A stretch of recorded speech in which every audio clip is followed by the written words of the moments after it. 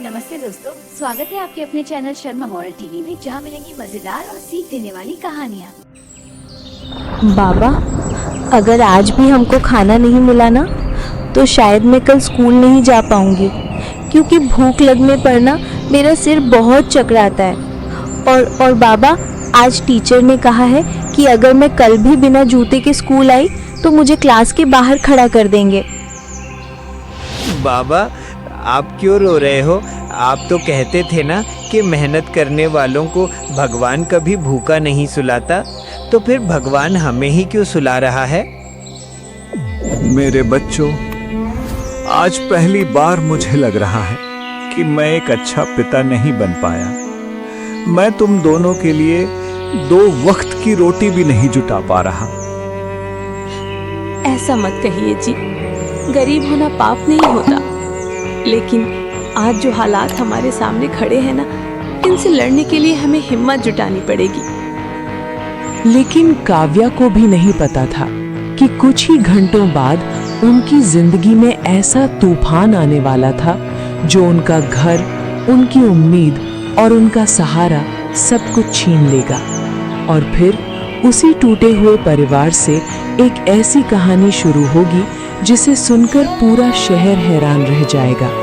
लेकिन फिर उसी गरीब परिवार ने ऐसा काम किया जिसने उनकी किस्मत हमेशा के लिए बदल दी। लेकिन जो आगे हुआ वो इस कहानी का सबसे बड़ा झटका था। इसलिए वीडियो को स्किप मत करना, क्योंकि ये कहानी सिर्फ एक परिवार की नहीं बल्कि हर उस इंसान की है जो मुश्किलों से लड़कर जीतना चाहता है।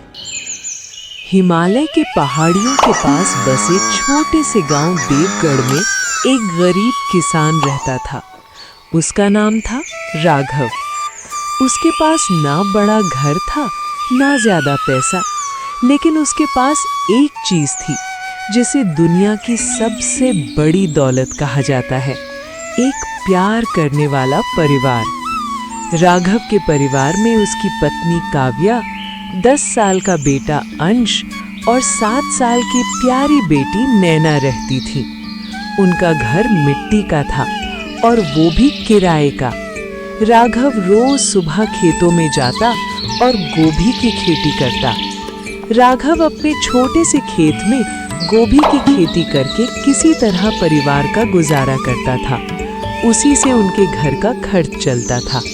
पैसे कम थे लेकिन प्यार बहुत था। एक सुबह नैना उदास होकर, बाबा, क्या मैं आपसे एक बात कह सकती हूँ? राघव ने पहले तो नैना की तरफ प्यार से देखा और फिर मुस्कुराकर नैना से बोला, अरे मेरी प्यारी गुड़िया, तू क्यों पूछ रही है? तुझे जो चाहिए बता दे। नैना थोड़ा झिझकते हुए, बाबा, मेरे स्कूल के जूते पूरी तरह फट गए हैं और जब बारिश आती है ना तो मेरे पैर पूरे गीले हो जाते हैं। माँ ने कई बार सिले लेकिन वो फिर से फट जाते हैं। बाकी बच्चे मेरा मजाक उड़ाते हैं, कहते हैं देखो गरीब की बेटी के जूते देखो।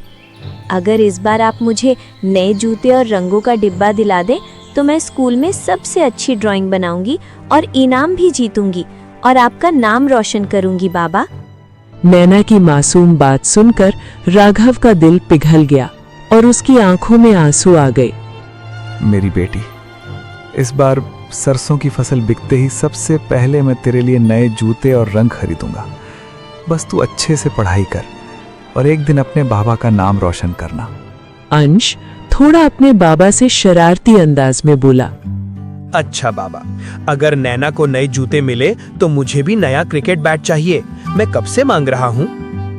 राघव ने अंश को हल्की सी डांट लगाते हुए, अरे चुप नालायक, वो पढ़ाई की चीज मांग रही है और तू बस खेलने की।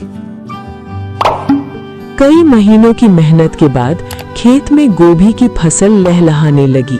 पूरे परिवार की उम्मीदें इस फसल से जुड़ी थी। सुनिए जी, इस बार भगवान ने हमारी सुन ली है। लेकिन किस्मत को कुछ और ही मंजूर था। उस रात आसमान में अचानक काले बादल छा गए। बिजलियां कड़कने लगी, बादल जोर से गरजे और फिर भयानक तूफान और ऐसी बारिश शुरू हुई जो पूरे गांव ने पहले कभी नहीं देखी थी। सुबह जब राघव खेत पहुंचा तो उसकी आंखों के सामने का दृश्य देखकर उसकी दुनिया ही उजड़ गई। उसने देखा पूरा गोभी का खेत बर्बाद हो चुका था। पूरी गोभी की फसल पानी में डूबकर खराब हो चुकी थी। हे भगवान, मैंने ऐसा क्या पाप किया था?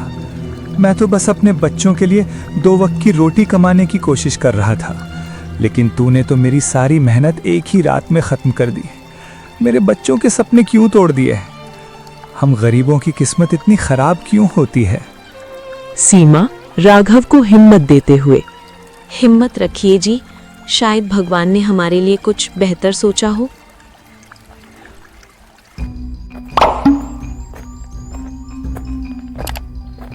कुछ दिन बाद उनका मकान मालिक धनराज अपने गुंडों के साथ आया।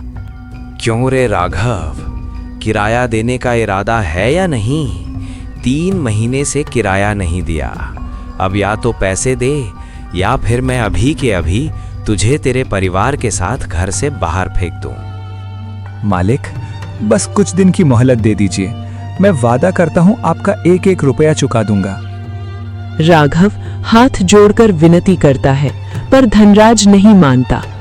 धनराज की गंदी नजर पहले से ही काव्या पर थी, पर वो सही मौके का इंतजार कर रहा था। आज उसे वो मौका मिल चुका था। धनराज घिनौनी और गंदी नजर से काव्या को देखते हुए, ठीक है, तू तो नहीं दे पाएगा, लेकिन अगर तेरी बीवी चाहे तो काव्या मेरे घर आकर काम कर सकती है। मैं उससे ज्यादा काम नहीं करवाऊंगा और मैं उसका खूब ख्याल रखूंगा।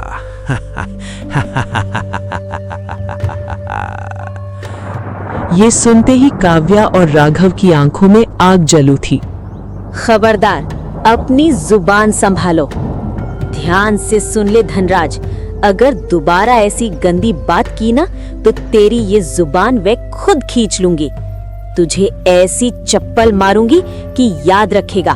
हम खुद चले जाएंगे, तुम्हारी जरूरत नहीं। उस रात मजबूर होकर राघव अपने परिवार के साथ घर छोड़ देता है। राघव का परिवार बारिश में भीगते हुए जंगल की तरफ निकल गया। उन्हें एक पुरानी गुफा मिली और वही उनका नया घर बन गया। उस रात चारों भूखे पेट सो गए। अगले दिन काव्या खेतों की तरफ गई और वो खेत से कुछ बची हुई साफ गोभी ले आई। साथ ही काव्या को जंगल में कुछ जंगली चने के पौधे मिले। वो गोभी और जंगली चने के पौधे उन्हें घर ले आई। मैं खेत से कुछ गोभियां लाई हूँ और रास्ते में मुझे जंगली चने के पौधे भी मिले, वो भी ले आई हूँ। मैं इन्हें तलकर सब्जी बनाती हूँ। बच्चे भूखे तो नहीं सोएंगे। कल पूरा दिन बच्चों ने कुछ नहीं खाया। उसने उन चनों को तोड़ा, भूनकर गोभी में पकाया और बच्चों को खिलाया। कुछ देर बाद सबने जैसे ही पहला निवाला खाया, सब एक दूसरे को देखने लगे। माँ, ये तो बहुत स्वादिष्ट है। काव्या, मैंने जिंदगी में इतनी स्वादिष्ट सब्जी नहीं खाई। तुमने पहले कभी ऐसी सब्जी नहीं बनाई। आज इसमें ऐसा क्या खास मसाला डाला है तुमने जो इस सब्जी का स्वाद बढ़ा रहा है? फिर अचानक नैना को एक विचार आया। माँ, क्यों ना अगर आप ये बाजार में बेचो तो लोग लाइन लगाकर खरीदेंगे। हाँ काव्या बच्चे, सही कह रहे हैं। ये स्वाद सबको पसंद जरूर आएगा। क्यों ना कल से हम एक बाजार में ठेला लगाएं और इसे बाजार में बेचें? क्या कहती हो? काव्या ने सर हिलाया और वो मान गई। उस रात सबने पेट भरकर खाना खाया। अगले दिन राघव और काव्या दोनों बाजार पहुंचे। एक छोटे से ठेले पर भुने चने और गोभी से बनी मसालेदार सब्जी और रोटी बेचने लगे। आइए आइए, गर्मा गर्म मसाला गोभी के साथ रोटियां खाइए। ऐसा स्वाद आपने कभी नहीं खाया होगा। देखते ही देखते राघव और काव्या के ठेले पर भीड़ जमा हो गई। लोगों ने पहली बार ये स्वाद चखा और देखते ही देखते उनकी सारी सब्जी बिक गई। अरे भाई, 30 रुपए में? स्वाद तो लाजवाब है। कल मंदिर में भंडारा है, बड़ा ऑर्डर चाहिए। मंदिर के भंडारे के लिए 100 प्लेट बना देना। ऐसा स्वाद तो हमने जिंदगी में नहीं चखा। उसी दिन उन्हें भंडारे का बड़ा ऑर्डर भी मिल गया। ये उनका पहला बड़ा ऑर्डर था। फिर धीरे धीरे उनकी दुकान मशहूर हो गई। समय के साथ उनका छोटा ठेला एक बड़े ढाबा में बदल गया। लोग दूर दूर से उनकी मशहूर मसाला सब्जी खाने आने लगे।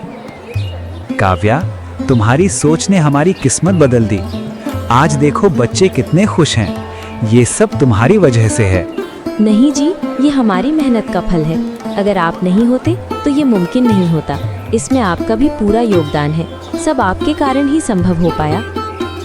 अब राघव के पास सब कुछ था, अपना घर, बच्चों के नए जूते, नया सामान और खुशहाल जिंदगी, सब कुछ था। एक दिन उसी ढाबे पर धनराज भूखा आया। उसे पहचानते ही राघव मुस्कुराया। बैठिए मालिक, आप आज यहाँ कैसे? आइए, आज खाना मेरी तरफ से। धनराज शर्म से सर झुकाकर बैठ गया। धनराज बहुत शर्मिंदा था। वो शर्म से पूरा लज्जित हो गया। वो राघव से हाथ जोड़कर बोला, राघव, मुझे माफ कर दो। मैंने तुम लोगों के साथ अच्छा नहीं किया। मैं अपनी गलती पर बहुत शर्मिंदा हूँ। मैं जानता हूँ मैं माफ़ी के लायक तो नहीं हूँ, लेकिन हो सके तो माफ़ कर देना। कुछ साल बाद राघव का परिवार एक बड़े पक्के घर में रहने लगा। नैना के पास अब ढेर सारे रंग थे और गांव में लोग कहते थे, मेहनत और हिम्मत हो तो किस्मत भी घुटने टेक देती है। सीख, जिंदगी में मुश्किलें आएंगी, लेकिन हिम्मत, समझदारी और मेहनत से हर मुसीबत को अवसर में बदला जा सकता है।